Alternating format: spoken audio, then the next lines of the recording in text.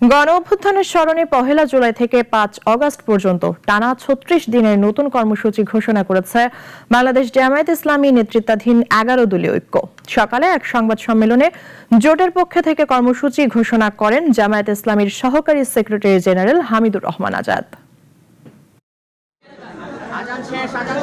সকালে রাজধানীর মগবাজারে জামায়াতের কেন্দ্রীয় কার্যালয়ে ১১ দলীয় ঐক্য নেতারা বৈঠক করেন। বৈঠক শেষে ব্রিফিংয়ে জামায়াতের সহকারী সেক্রেটারি জেনারেল হামিদুর রহমান আজাদ বলেন, জুলাই গণঅভ্যুত্থানে স্মরণে ৩৬ দিনের কর্মসূচি প্রণয়ন করেছে ১১ দলীয় জোট। ৭টা প্রোগ্রাম আমরা নিয়েছিলাম বিভাগীয় সমাবেশ। ২৭ তারিখ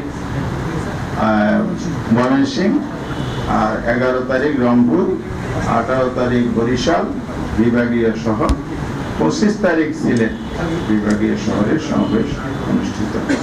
জামায়াতের সহকারী সেক্রেটারি জেনারেল বলেন, কর্মসূচির মূল দাবি জুলাই গণঅভ্যুত্থানের প্রতি জনসচেতনতা তৈরি, জুলাই সনদ বাস্তবায়ন, জনমত তৈরি এবং বিগত সরকারের আমলে সংগঠিত গুম-খুনের বিচার নিশ্চিত করা।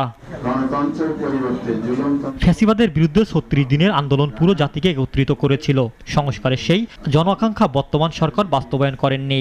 মানবাধিকার অতীতে যেভাবে লঙ্ঘিত হয়েছে সেটা চাই, দুর্নীতিতে যেভাবে ছেয়ে গেছে সেভাবে এটা চায়, নির্বাচন সুষ্ঠু হোক ওনারা চান না। এই জন্য সংবিধিত প্রতিষ্ঠানগুলো রাষ্ট্র বা সরকারের নিয়ন্ত্রণ নিয়ে তার ইচ্ছা মতো আগের ফেসিবাদী স্টাইলে আবার কর্তৃত্ববাদ ফিরিয়ে আনার যাবতীয় ব্যবস্থা করেছে। আগামী ১ থেকে ৫ জুলাই পর্যন্ত দেশের সব জেলা ও মহানগরে বিক্ষোভ সমাবেশ করবে ১১ দল।